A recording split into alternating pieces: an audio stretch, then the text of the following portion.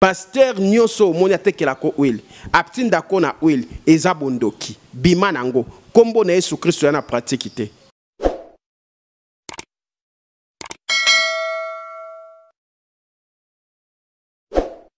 Bana na Nzambe oyo nyonso bandimelaka Yesu Kristo lokola mokonzi pe mobikisi na biso ba Kristo nyonso na monde entier na pesi bino mbote na kombo na Yesu Kristo.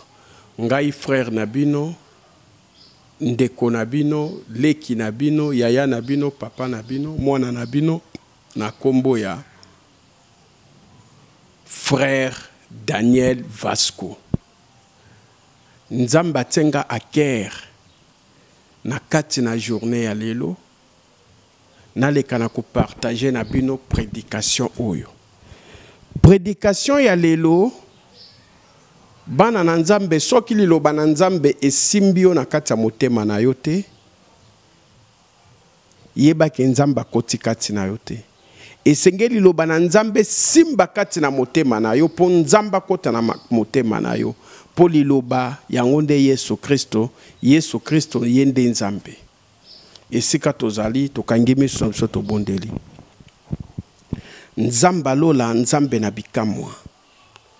Papa malamu Nzambe na biso avandi na likolo. Tokumisi kombo na yo totatoli bokonzi na yo po tobongi na lokumu. Oza Nzambe oya bongwa na kate Nzambe oya leki likolo ya banzambe nyonso. Nzambe mosusu lokola yo azali te, moko te akokani na yo, moko te azali lokola yo. Papa totiki liloba na yo na maboko na yo. Po topesi biso pema yo fele na tango o poto yoka liloba na yo. Liloba na yo nde ezali kolesa molimo na biso po te totambola na kobanga yo pe toyeba yo Yesu Kristo, toyeba pe na kosalela yo pe kokumisa yo. Na kombo na Yesu Kristo to bandano elongo to sukano elongo. Molimo mo santo kitakati nanga etilizenga pusama. Oye kobima nanga euta nanga te uta na yo. Au nom puissant de Jésus-Christ. Amen. Nzamba te biso lelo na ker. Pomoni na mukanda na Esaïe chapitre 42 verset 6 à 7. Nzamba lobi na ngai na poni yo. Mosali na ngai kende kofungola bana na nga misu. Longola bango na boumbu. Ba o baza na prison, ba bima na prison. Ebele ya ba Kristo bazo sambela Nzambe me bakangami na prison satanique à cause ya ba faux serviteurs. Oui. Nzambe ye moko alobi na biso tozali na ba biangami na baponami.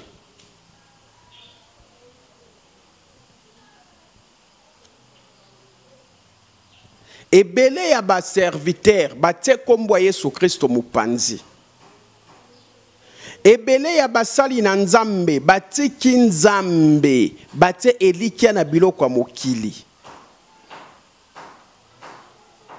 Yango lelo na nzela liloba na Nzambe oyo bien-aimé. Nzamba ye koluka yo na nzela na témoignage oyo. Soki okolanda témoignage oyo tina suka pe to sambeli Nzamba ko visite yo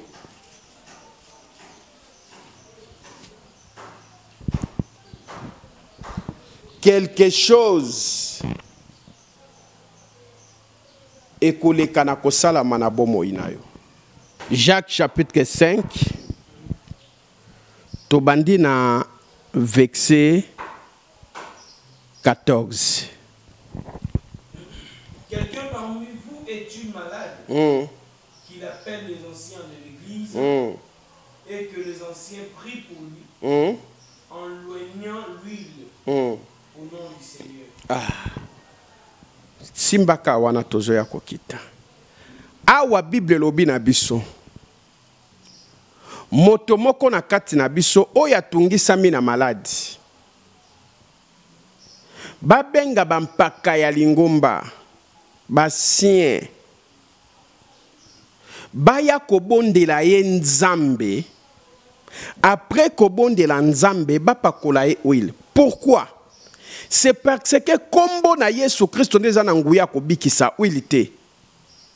D'abord, kombo na Yesu Christo nde bikisi mutu wana ya malade.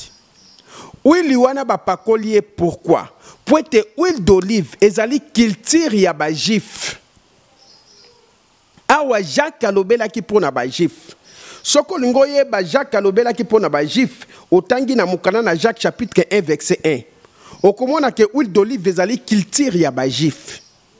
Jacques alobela ki ngonde pona ba juif. Ba juif bazalaki na culture na bango.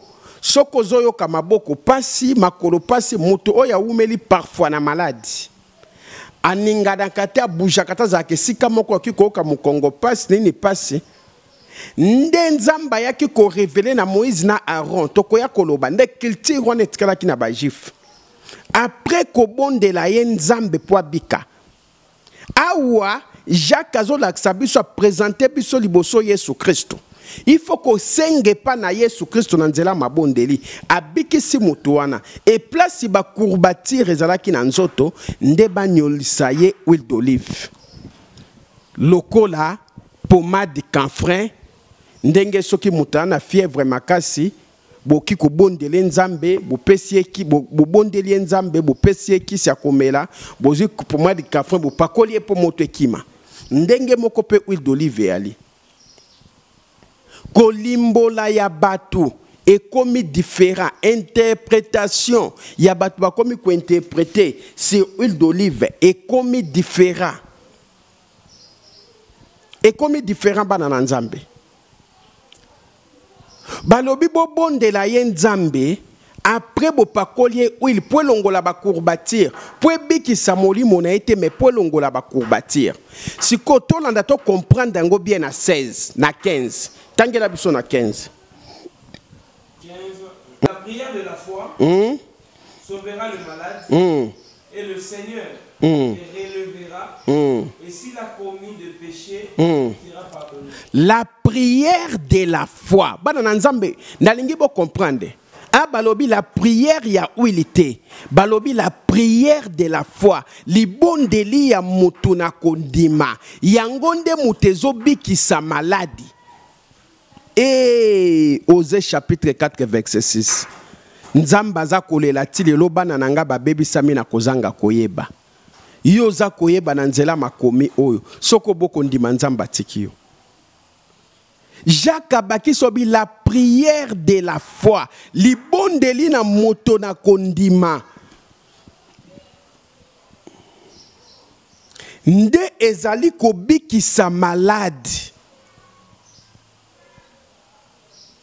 Huile biki sakate. Maye biki sakate. Mutu nyonso o azoteka mai na église naye, azoteka huile na église naye, azoteka ba citron na église naye, azobimisa batu ba sete, ba mpese, ba nyoka na banzoto. Mutu nyonso oteka ba secret na église naye, po batu ba mela ba bika eza bondoki. Eza nzambe te. Puisque nzamba lobi la prière de la foi, li bondeli ko senge pa na Yesu Christ, zana maite na mafuta te na pratique mon côté. Kaka na kondima. Soko ko senga na kondima, pozali na vie ya repentance, yeba ke nzamba ko sa elo makamba ko kamwa. Prière ya moto kondima. Siko awa na lingi na shite pena na kita sikoyo. Liloba na nzambe ela kisabiso. Esika nini oyo huile wane uti pe nzamba tinda ki batu basela huile pona nini totangi na mukana le Lévitique chapitre 24 verset 1 à 4. L'Éternel parla à Moïse et dit ordonne aux enfants d'Israël de t'apporter pour le chandelier de l'huile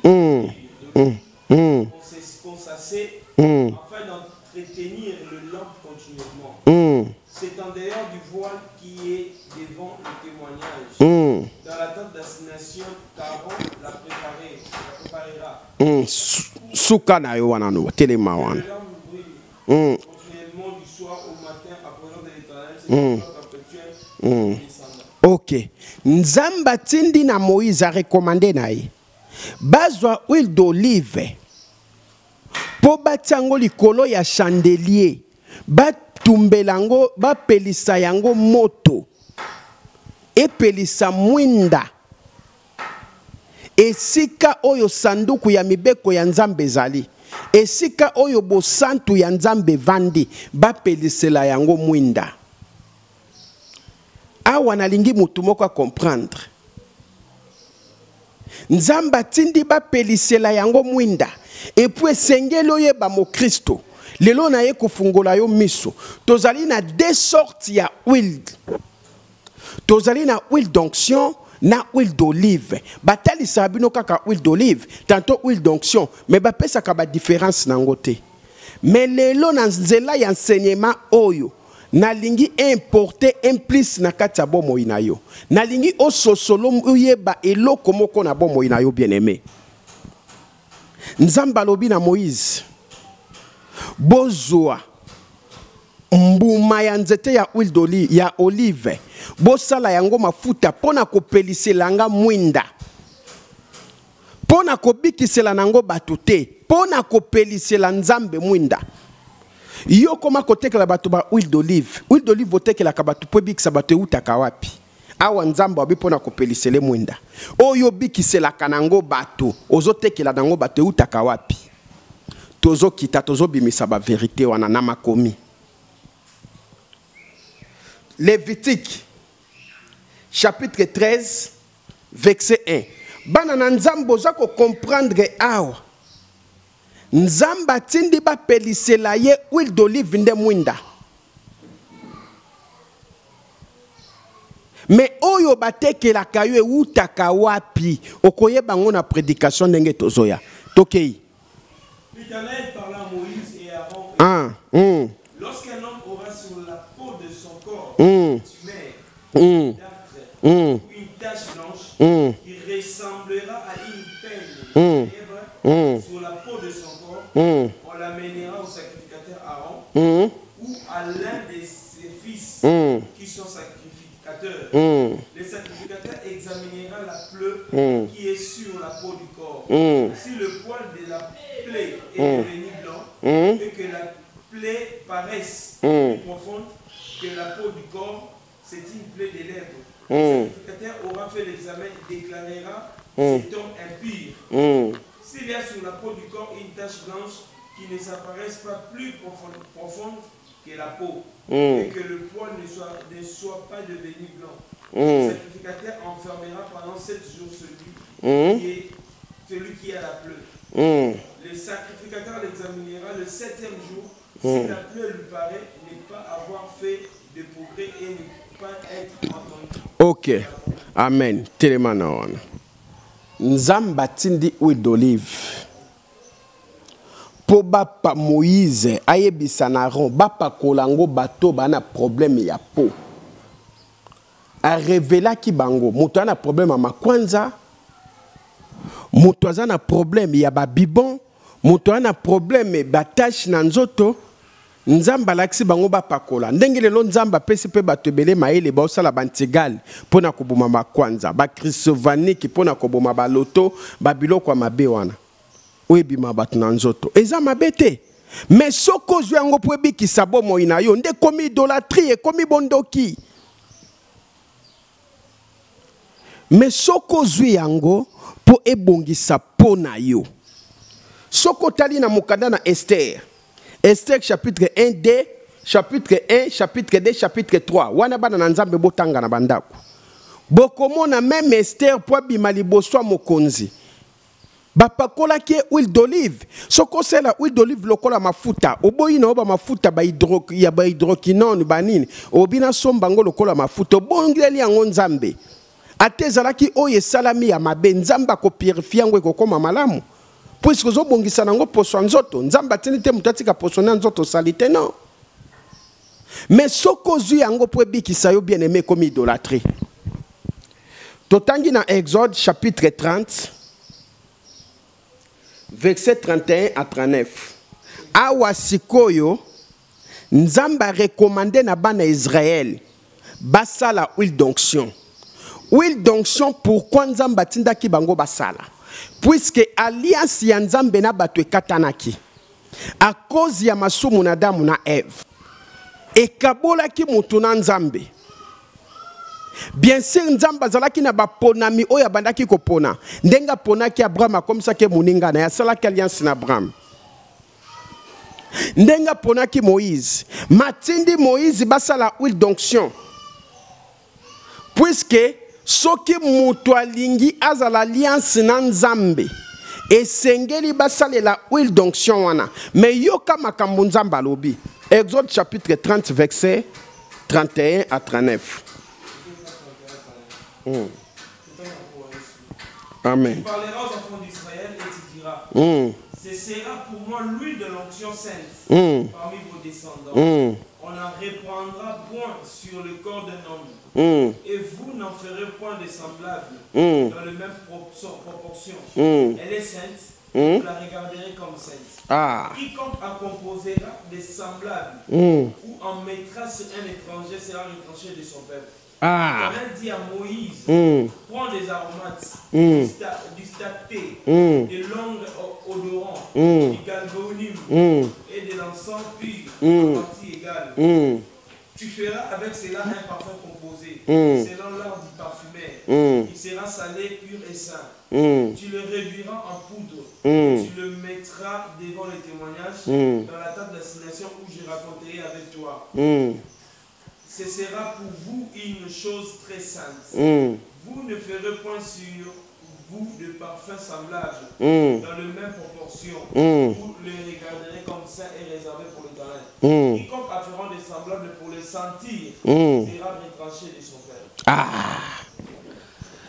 Bana na Nzambe siko zali beti na Yesu Kristo maboko. Nzambe alobi na Moïse na lingi na zala alliance na bino na nzela molimo na ngai. Kende kozwa huile d'olive. Botango ba aromante, botango ba parfum, bokotisango ba nzete, ba parfum solo kitoko na kati. Bongo yangwe kokoma esprit saint. Mutu moko te a imité kosalela yango. Bien-aimé, lelo oyo batu na l'église chaque jour ba osalela yango. Chaque jour bazo pesa batu. Motuna nange zali huile nini. Tokoya kolobela ngo na suka prédication. Puisque huile d'onction oyo elongwe huile d'olive, puisque komi composé na biloko ebele na kati. Siko yonde ko pasteur oyo zoleka na TV pona kote ya bana na Nzambe. Huile oyo Nzamba lobeli na Jacques après ko bonde la ba pakola moto. Ezali huile d'olive, to ezali huile d'onction. Expliquez bana na Nzambe. Il faut que tanga Bible bien. Il faut molimo na Nzambe enseigner biso. Toyeba ko comprendre ma komi. Il faut que senga na molimo mo santo. Tango tozo sambe la pré-répatance. To senga kana molimo mo santo za la enseigner na biso. Uili nini yozo pesa na batu na église na yo? Uili nini? Puisque toi na uili moko za Yesu Kristo. Yenda za uili. Hallelujah. Nzamba lobi zwa nzete ya mbuma ya olive. Salango mafuta na kati nango tia parfum, tia romante, tia banzete boy, tia boy. Alakisi sali composition. Obi composition na lakisi yo mutu mususu ameka kosala yango te. En dehors ya Moïse, soko saleli composition oyo osali péché na miso na Nzambe. Loba Nzamba recommandé. Et recommandation na Nzambe wana ezalaki na Saint Testament, na Nouveau Testament te, ezalaki na Sainte Alliance, na Nouveau Alliance. Tozali na recommandation Saint-Esprit wana na huile ya pratique boete. Tozali na recommandation na molimo, na recommandation molimo mo santo. Huile d'olive ezalaki yango moko te, ezalaki composé na parfum, ezalaki composé na aromante, ezalaki composé na banzete bele kotaki na kati o Nzamba tindaki. Est-ce que yo yebi nzete wana? Ozo composé huile d'olive na nini? Pour le diable azo composé ngo na makila batu. Yo siko ozo compose ngo na nini? Oza na aromanti wana. Ponzamba beti sete na Moïse. Alobi mutu moko te ameka ko compose yango. Kaka ndenge na tindi yo sala, mutu mususu sala yango te. Alléluia. Huile d'onction wana, o ezaki composé. Yango nde komaki molimo na nzambe. Po ba wendre mutu koma mokonzi bazui ba wendre mutu. Même David ba wendra ki nango. Même Saul ba wendra ki nango. Soki balinga salisa mutu alliance sala alliance na nzambe ba ko wendre nango ba pakoli yango ba bondeli nzambe. Saint-Esprit wana yango nde lelo yango nde lelo ezaka ka molimo mo santo.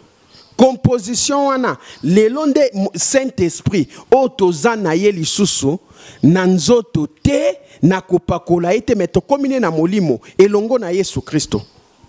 Yango soko moni ba église bazotsa ba photo ba pasteur. Bazotsa ba photo ba bikeko ba dessin ba image eza ba église satanique.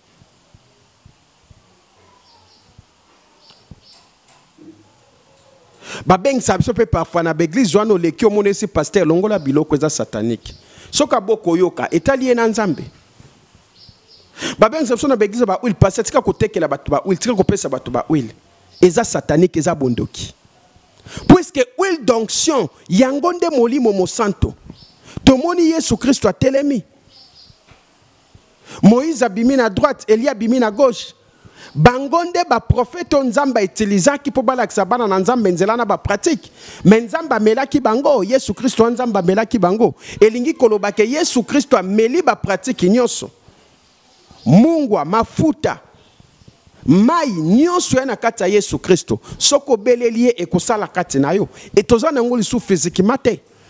Totangi na mokanda na ligue poto comprendre que même Saint-Esprit nzamba tindaki ba composer na olive, na mbuma ya olive, na aromante, na banzete, na ba parfum.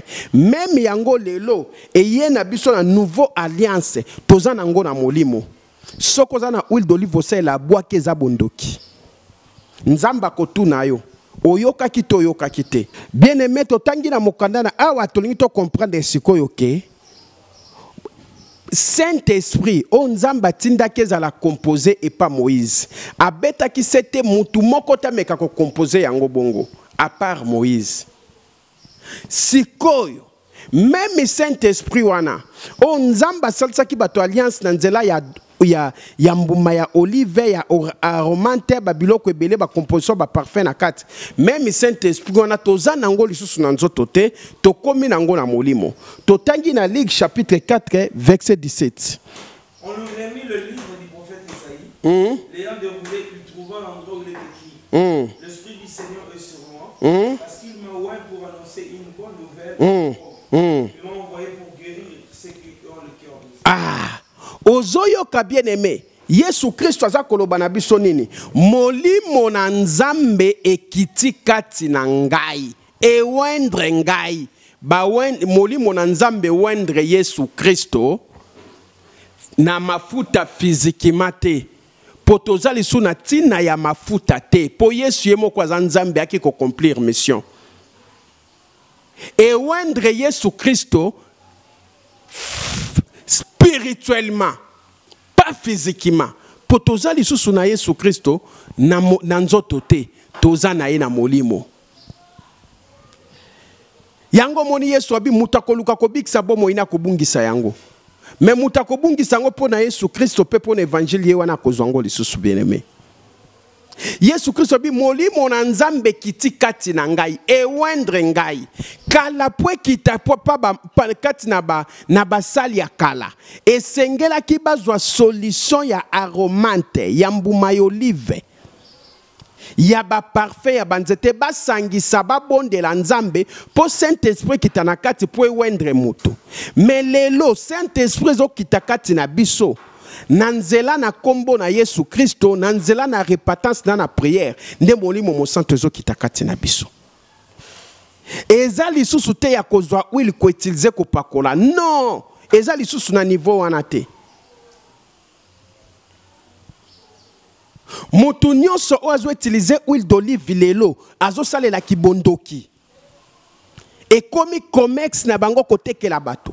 Ndenge ba komisi ba mai comex, ndenge ba komisi ba secret comex, ndenge ba komisi ba huile comex, ba mungwa comex. Ndenge moko différence zate. Soki bomoni mosali na nzambe moko aleki na TV pona kotelemela huile eza mabete. Kasa telemela pe mai eza mabete. Est-ce que mai eza mabe? Mai eza mabete? Mais nzamba pesi biso mai pona kosukola pona kolongola salite na nzoto pona komela pona kolongola soif ya mungongo et soulager mungongo. Mapie biso te po mai ebikisa biso eloko ebikisa kezaka ka Yesu Kristo. Nanzela molimo mosanto. Molimo mosanto toza nango lisusu na composition ya huile wana te. Toza nango sikoyo na molimo na kombo na Yesu Kristo. Toza nango na molimo. Toza lisusu na molimo mosanto te. Na nzoto boye te. Toza nango physiquement te. Toza nango na molimo. Kaka na kombo na Yesu Kristo. Nde toza na molimo mosanto. Elongo. Tangela biso Ligue chapitre 29 verset 24 verset 49. Et voici j'enverrai sur vous ce que mon Père a promis. Mais vous restez dans la vie jusqu'à ce que vous voyez, vous soyez revêtis de la puissance d'en haut. Yesu alobi na biso. Nake kobongisela bino esika. Bozala na kimi esika moko. Tinguya na nzambe. Nguya na nzambe yango nde Saint-Esprit. Eko kitakati na bino. Poete botambola na mokili mobimba. Bo créer ba disciple. Bo sala ba disciple kati na bino. Bo tondisa ba disciple na kati nelangananga. Bo sala ba disciple kati na bino. C'est la parole de Dieu. C'est la parole de Dieu. Atiki biso to sala ba disciple. To sala ba disciple kati na biso. Ezali loba na nzambe. Molimo mosanto nguya na nzambe ekokita kati na biso. Alobi bien nguya na nzambe kokita kati na biso. To toza na nguya na nzambe yango nde molimo mosanto. Ezali susu na pratique ya composition te. Pratique ya composition ozomona wana eza bondoki. Soki omoni mutu nyonso zo telemela ke huile eza mabete. Yeba kazana intera tekela kango bato. Ndenge biso tozo fungola bana na nzambe misubu na nzela na makomi. Na nzela pe ya boyebi o toza nango pendant 24 ans na monde à ténèbres. Na ngolu na nzambe abimisi biso na kati na nzela wana. Atindi biso to prêcher bonne nouvelle. Bazomona tozo kase bango na comex na bango koteka ba huile ba mai. Tozo kase bango na ngo. Yango moni bazo telema lokwa opposant. Et diable musala nezanini. Kozala opposant ya liloba na nzambe. Bana na nzambe bo fungola mesu. Toyena mukanda na Actes des Apôtres chapitre 10 verset 37 à 38. À 38. Amen. Vous savez ce qui est arrivé dans toute la Judée. Après avoir commencé à Galilée, à la suite du baptême que Jean a prêché, vous savez, mon Dieu a oint du Saint-Esprit et de force Jésus de Nazareth, qui allait les deux en lieu faisant du bien. Tous ceux qui étaient sous l'emprise. Tsuka na yo wana papa. Wana Actes des Apôtres chapitre 10 verset 37 à 38. Bible lobi na biso nini. Boyebi teke mwana na nzambe. Tangu Jean-Baptiste bandai ko baptiser batu.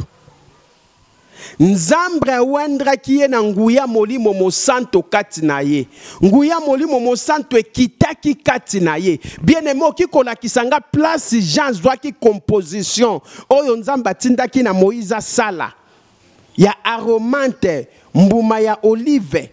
Na ba parfait ba sangisa po ba sala huile d'onction. Place Jean zwaki ngwa pakola ki Yesu. Elingaki koloba mukolo wana. Koya na Yesu Kristo ye moko azalaki nzambe. Pratique wana nyonso amelaki yango ekotaki na kombo na Yesu Kristo. Pratique wana nyonso ekotaki na kombo na Yesu Kristo. Yango moni nguya molimo mosanto ekitelaki Yesu Kristo. Nde abikisaki ba maladi na kombo na ye Yesu Kristo. Pe atikeli biso kombo na ye Yesu Kristo. Oye lobami na mokanda na Ligue chapitre 10 verset 17 à 20 obi na pesi bino bokonzi na kombo na nga Yesu Kristo. Boko benga na milimo mabe boko nyata banyoka. Ape biso bokonzi wana na kombo huile te na kombo Yesu Kristo. Eza na mai te na mafuta te na baji te na pratique moko te. Kaka kombo na Yesu Kristo. Ndezobikisa. E huile kokoti so bokonzi na nzambe te zeloko na se na mo ekoleka. Me molimo mosanto ekokotika la koleka te. Bien aimé, pratique ya composition wana. Tangu Yesu ayaki aliminaki yango nyonso. Huile kotaki kati na Yesu Kristo. Huile d'olive yango na nzamba lobi Esprit Saint na Exode 30. Tolobi yango 30, 31, 39. Esprit Saint ayaki kokota na kati ya huile d'onction wana. Mais tangu Yesu Kristo ye moko ye, Esprit Saint okota su na huile d'onction te. Esprit Saint azokota kati na biso na kombo na Yesu Kristo. Ndenga lobi na mokanda na Ephésiens chapitre 1 verset 19 obi na pesi bino kombo moko o ezali likolo ba kombo nyonso. Alléluia. Eza odesi ya ba kombo nyonso. Eza kaka kombo na Yesu Kristo. Totangi na mokanda na Actes des Apôtres chapitre 1 verset 8.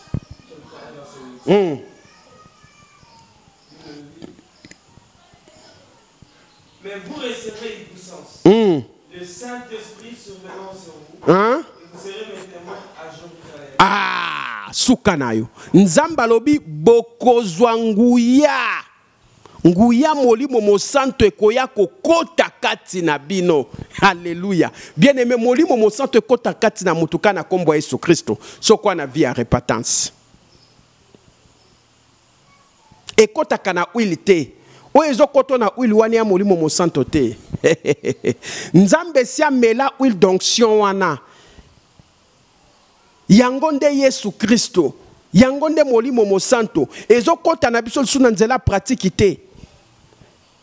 Yokana ye biso mo Kristo na touché yo. Diable a imita biloko nyonso. Mai eza ya nzambe me diable a imita mai. Akomo pesa ba faux serviteur ne ba otekela bato. Ndenge pe diable a imita huile. Azo pesa ba faux serviteur ne ba ndotekela bato. Ndenge pa imite mai diable. Azo pesa ba faux serviteur. Azo pe ba mabele ba mungwa ba bougie ba tekela ka bato po babika. Eza pratique ya diable. Munyo so sela biloko wana. Yozo landango za na kati ya lingomba wana kati na mutu wana bima. Omikoti si na prison sans le savoir. Pour diable oki ko peso pratique wana moni obiki na ngome o bazui kati na yo. Esika ba memi obake ko koti sa yo. Eza plus pire. Kesika oyo zalaki na problème wana. Kombo na Yesu Kristo kande mutebiki sa keza na pratique moko te. Awa nzamba lobi na biso nazo kitisela bino nguya na ngai ezali nguya molimo mosanto. Ezo kota kati na bino. Esika ni na lobi bozwa huile bopakola. Po nguya wana ekota. Buzoba boye pona nini kokosa bana na nzambe tango molai. Bien emozo na kati ya ba pratique oyo. Ozwango comex na yo. Po obongisa vino na libota na yo. Yeba keli felope yali. Yo poza na kati na makambo oyo. Oyoki liloba oyo ya nzambe. Okangamika na ba pratique wana. Yeba pe li felo yali. Eza na batebele bazokotisa batu li felo. Eza pe na batebele bazokota batu lola. Esengelo yeba yango. Na sena mokili awa tozali na banzambe mibale. Tozali na Yesu Kristo véritable nzambe. Na Satan nzamba lokuta. Yo sali la kanani. Bien aimé. Nguya na nzambe. Azokiti sakati na biso na nzela ya repentance. Pe na nzela ya vie de prière. Eza na pratique te bien aimé. Eza na pratique te. Et si quand on se montre ba pratique. Yeba keza bondo ki bien aimé. Totangi na mokana na Philippe chapitre 2. Verset 10. Philippe chapitre 2 verset 10.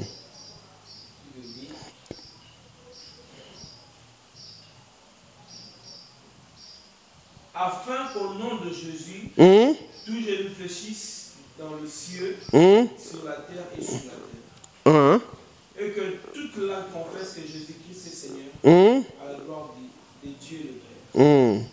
Ainsi, bien-aimés, comme vous avez toujours obéi, travaillez à votre salut avec un tremblement. Non seulement comme en ma présence, mais bien plus encore. Soukana Yohana. Bobi likolo penase. Alléluia, alléluia, amen, amen, amen. Likolo penase. Eza na se ya mabele. Ezala na mopepe, na se ya mai, na basimite partout. Mabolongo nyonso ekogumbe mela Yesu Kristo ekobikisama. Romains 11:14. Ekobikisama. Et soki obikisami, kangama na kozala na vie ya sali, vie ya repentance. Yango na yebisa kabino bia bana na nzambe. Repentance, yango nde mama ya délivrance. Po mutu akoki kobika te soka repentir te. Bien aimé, tale si kobebisa na kina nzambe. Tale loko nini ekabola ki yo na nzambe. Leka na kotika yango. Kangama na nzambe. Kangama na mabondeli. Zala na vie ya repentance. Yeba ke nzamba koselo makambo minene na kati ya bomoi na yo. Kolukana yo beglise ba bimisa batu biloko te. Kolukano beglise ba pesa ka batu ba mbongo te. Kolukano beglise oyo ba pesa ka batu ba huile te ba mafuta te ba mai te. Zalaka kana vie ya repentance. Puisque ce qu'on a na repentance, Yesu Christ a lumière du monde a okota kati na bomo inayo. Tango akoti molili ekanga yo kokima nde prospérité koya. Pote nzamba lobi na Matthieu chapitre 6 verset 33, to luka liboso bo considérer pe justice na e, bongo nyonso kopesa mela biso. Prospérité eza matabiso nzamba te kati na biso. Mais gloire ya nzambe eze sengo mingi na nzela ya repentance. Repentance te mute koti sapso bo konzina likolo. To utaki l'éternité, to zonga l'éternité. Masumu et devie bisolo la te. Masumu et kote absolu felote. To se repentir. To longwa na makambu yaba pratique bien aimé. Pasteur nyoso moniate ke la ko oil. Aptinda ko na oil ezabondoki. Bimanango. Kombo na Yesu Christ yana pratique te. Romains 14:11. Car il est écrit, je suis vivant, dit le Seigneur. Tout genou fléchira devant moi. Donnera gloire à Dieu. Yesu Kristo alobi azana bomoi. Mabolongo nyonso ekogumba melaye ekobikisama. Bien aimé, soko gumbelaka ekekweza idolâtrie. Soko selaka uileza idolâtrie. Oyo nyonso ya pratique bapesa kona mokili eza idolâtrie. Salela Yesu Kristo na motema moko. Bongola motema nayo. Biloko misatu oyo diable abangaka. Ya liboso zali vie ya repentance. Ya mibale zali vie ya prière. Ya misato zali vie ya semence. Kosale la nzambe na kati évangile nae. Nzamba pambola bino. Landa biso partager émission oyo. Ozalaki na koyeba te. Nzamba tindi boyebi. Nanzela na liloba nae. Ngana telemaki kati na bino pona kosakola liloba o. Naze etikete pamba. Menzambe nda lobi kati na ngai. Landa liloba oyo ndima Yesu Kristo na pratique moko te. Po Yesu Kristo aza nzambe ye moko yaki physiquement. Tozali susu na tina moko ya pratique te. Po ye moko ye komimonisa place na biso. Bipai na biso. Tokoluka lisusu nini. Tozana ye moko elongo. Na nzela na repentance pe na mabondeli. Nzamba pambola bino. Bo s'abonner belé na DVM Daniel TV. Bo partager. Bo partager chaîne oyo. Na pesi mbote na ngana ba Kristo nyonso bazolanda biso. Dieudonné Diaso, Junior Diaso, Sheki Mukadi. Na pesi mbote na Mamu National. Nzamba pambola yo, mbongo tindela biso micro nanu na bimite. Mamu National asombel biso micro ya cravate te me écouteur oyo il faut tokendo sombango atindela ki biso mbongo nzamba pambolo yo pozali olingi pe ko pambola biso lisusu na ba micro po fweza lebele biloko ngo ekufa nango pa pamba po o soge ekufi oyo eza bien tokosalela ekozala lokumu na nzambe olingo soutenir so tosala ba émission toujours tosala ba émission oyo moni na ba instrument ya bandeko tozo louer ba cameraman banini na pesi mbote pe na mama Celestine nzamba pambola yo bisiko zali na ba œuvre nyonso osala nzambe nzamba zala nayo nzamba pambola pe ba oyo nyonso nanu ba soutenir bisote na nzela loba na nzambe apesa bango bozwi baleka na ko soutenir biso na pesi mbote na mela mbongo papa Flori nzamba pambolo esiko zali na libota no mobimba na pesi mbote na mama Elizabeth na pesi mbote na mwana nanga Josué exaucé bondela makasi Rite bondela makasi nzamba lingibino ba Kristo nyonso to bondela makasi na lobana bino na bémission diable a opéra kakobanda aboma kakobanda janvier février mars 3 mois o ba fetaka bonne année na bémission to ça na ba décembre na lobela bino ngo tant autres temps il faut toujours na mabondeli makasi to tika nzambe te to sela nzambe na ba pratique te kombo moko ebikisaka ezaka ka kombo na Yesu Kristo nde epesameli biso likola ba kombo nyonso nzamba pambola bino soki Yesu azongi te tokutana bino na émission ya témoignage.